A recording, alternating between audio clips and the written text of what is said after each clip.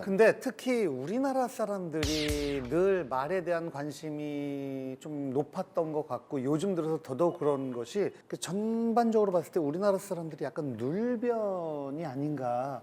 예전에 어떤 다큐멘터리를 봤는데 미국의 한 교도소예요. 거기서 어떤 사람이 쭉 가가지고 그 사람들 인터뷰를 하는데 정말 깜짝 놀랐던 게 진짜 홈생겁게 생기고 정말 누가 봐도 너무너무나 나쁜 사람 같이 느껴졌는데 그런 사람들이 자기 생각을 막 얘기하는데 너무 말을 잘하는 거예요. 아니 왜 저렇게 말을 잘할까? 왜 말을 잘할까? 그러니까 그냥 자라온 환경과 그런 것들이 달라서 그런지 우리나라 사람들은 약간 쭈뼛쭈뼛하고 좀 당황하고 이런데 그 사람들은 서슴없이 모든 걸 다 얘기하는 거 보면서 아 이게 문화가 정말 다르구나라는 생각을 많이 하게 문화가 되더라고요. 다른 거보다는 역사가 다른 거죠. 역사가. 왜냐하면 우리나라 같은 경우는 해방 이후서부터 지금까지 굉장히 격동을 겪었거든요.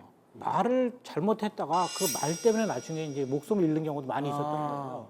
그러니까 어떻게 정권이 바뀔지 모르고 어떻게 바뀔지 모르는 거죠. 외부 환경이. 그러니까 최선의 전략이 뭐냐면 말 안 하는 거예요. 그다음에 어쩔 수 없이 하게 되면 애매하게 하는 거죠. 그렇죠. 그러니까 그 애매하게 하는 그걸 다른 사람이 볼 때는 눌변이죠. 그렇다고 해서 이 사람이 할 말이 없는 사람이 아니에요. 할 말은 많지만 살아남기 위해서는 말을 아껴야 되고 하게 되면은 아주 애매하게 해야 되고 그래야지 어떻게 해도 살아남을 수 있잖아요. 그러니까 제가 보기에는 그런 말이라는 거는 갖다가 이렇게 내세워서 한다는 거 우리나라에서는 역사적으로 굉장히 불리한 일이었어요. 그러니까 누가 그걸 하겠어요, 그러니까. 저도 그리고 박 교수님 말씀에 동의하는 게 우리 말한 사람들은 다 불이익을 당했어요. 일제 강점기 때나 뭐 독재 시대나 언제든지. 근데 저는 학교 교육에서부터 문제가 있다고 생각해요. 학교에서 일단은 말하기 뭐 이렇게 표현하는 걸 가르치질 않고 그걸 시험의 대상도 아니고 읽기 듣기만 하다 보니까 그러니까 이제 입력만 하는 거죠. 출력해본 경험이 없으니까 입력한 양은 되게 많아요. 그리고 이제 항상 입력을 하니까 정답 찍는 훈련 4개 중에 5개 중에 항상 맞고 틀림이 있었어요. 이게 좀 말했다가 이게 틀렸으면 어떡하지? 또 우리는 또 남과 다르면 방금 이렇게 다르니까 서로 막 문제가 되잖아요. 관계가 나빠지고 왕따가 되고 이렇게 되니까 이 힘내요. 다름에 대한 또 두려움이 있어. 이렇게 말했는데 저 사람 생각이 다르면 어떡하지? 네. 두 분 중에 누가 딸을 당한 거? 아니야. 누가 딸을 당하고 있는 거예요, 근데. 사실은 서로 다르구나 이렇게 받아줘야 되는데 우리가 이제 그런 잘 안 받아줘요.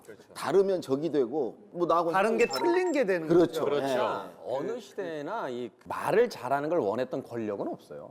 왜냐면 진시황제 때 있었던 그 분석행위 같은 것도 뭐냐면 하도 말 잘하는 신하들이 끊임없이 자신에게 내 생각이 틀렸고 내 행동이 틀렸다는 걸 얘기하니까 결국은 학자들을 아예 몰살시키는 정책까지 폈었던 거거든요. 저희가 어릴 때 흔히 들었던 이야기가 뭐냐면 입 조심하라요. 그러니까 말하지 말라는 거예요. 그러니까 말을 해서 얻을 수 있는 것보다 말을 해서 받아야 될 불이익이 더 컸던 거거든요. 생각을 해보세요. 지금 같은 시대야 모든 것들이 다 오픈돼 있으니까 어떤 사람들끼리 논쟁이 벌어졌다. 그러면 시청자들이 판단을 하죠.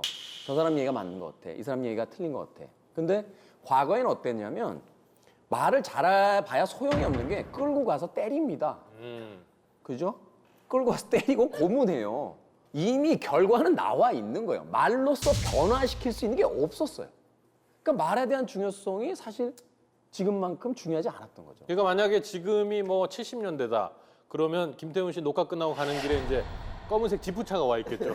일단은 지프차가 와서 끌려서 타면 그 앞에 이제 탁 교수님이 앉아 계시겠죠. 선탑자. 그렇죠. 선탑장으로 앉아 계시고 그 옆으로 제가 타겠죠. 아니 선생님도 야, 회식을 남산에서 하겠네. 그런 이제 상황이 벌어지는 거예요. 그 정도 거물은 아니에요. 이제 조금씩 이해가 되네요. 말씀을 들어보니까 침묵은 금이다.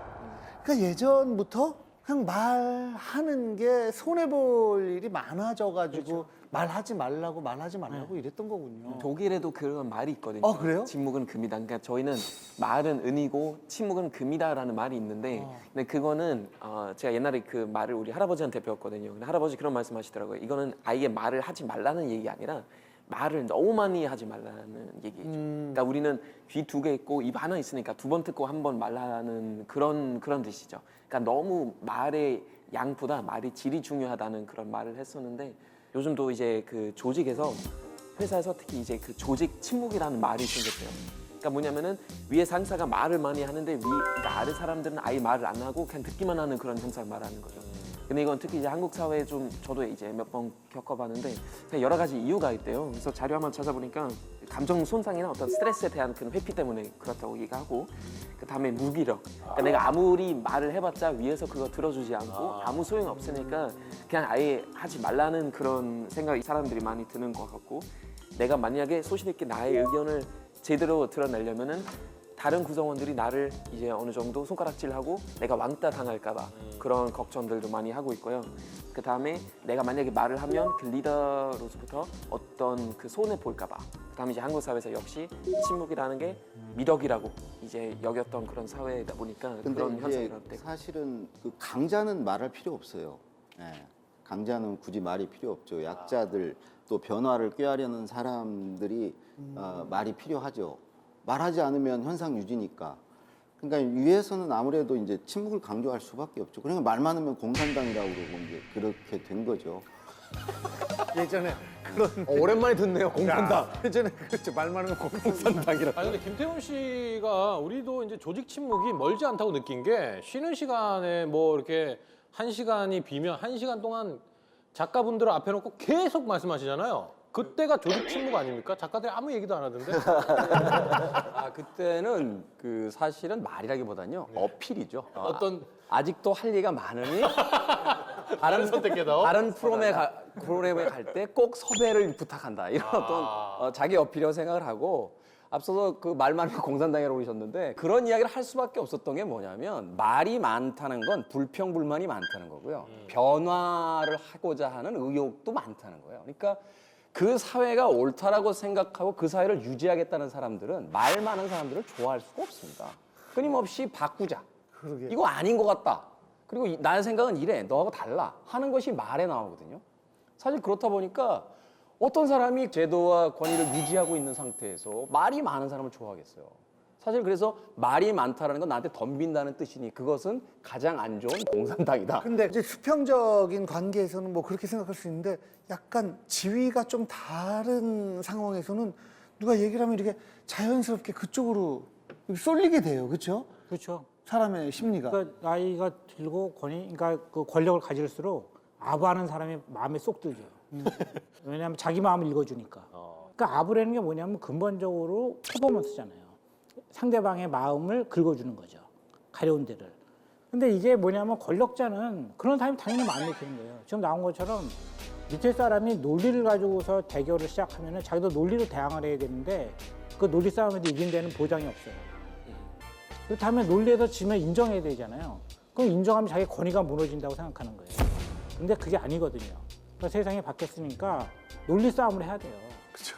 논리 싸움을. 근데 이제 그 논리에서 지게 되면은 예전에는 어른들, 뭐 손윗 사람들은 거기서 지면 그렇네? 확인해보니까 그거 아니야? 아, 미안. 그건 내가 착각했다. 이러면 되는데 만약에 그게 확인이 돼서 자기 말이 틀리게 되면은 자리를 떠내 늘 요즘에는 그 말을 잘하는 거에 대한 중요성이 대두가 되면서 스피치 학원들도 많이 생겨나고 성업을 하고 있다 그러는데 스피치 학원이라고 하면 옛날에는 뭐 아나운서를 준비한다든지 방송을 준비하시는 분들이 주로 가는 학원이라고 생각했는데 지금은 취준생들이 그렇게 많이 간대요.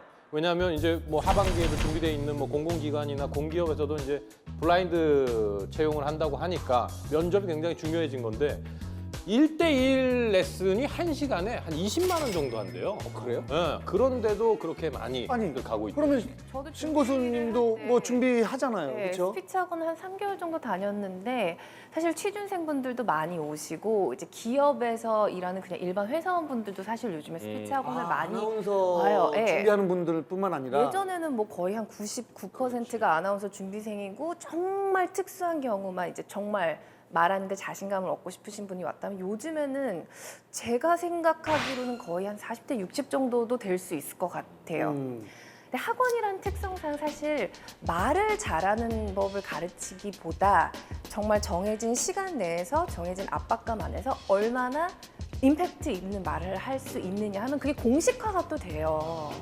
그러니까 뭐 똑같이 발성 연습하고 발음 연습하고 표정 연습하고 모니터 해갖고 다 피드백을 받지만은 결국에는 그 공식이 있어요. 자, 이런 상황에서는 이런 대답을 하는 게 면접관한테 좋은 인상을 줄 거야. 이런 상황에서는 또 이렇게 웃으면서 얘기를 해야 돼. 이런 식으로 공식화가 다 있어서 과연 이 스피치 학원들이 진짜로 말을 잘하는 방법을 전수를 하는 건지, 그리고 또 저는 근본적으로 드는 생각이 말을 잘하는 방법이 진짜 있는 건지, 모두에게 적용이 될 수 있어요. 있는. 있어요? 안 하는 거는. 안 하는 면접 거. 봤는데 우리 회사에 대해서 자네 어떻게 생각하나? 저 지금 말 잘하네. 합격.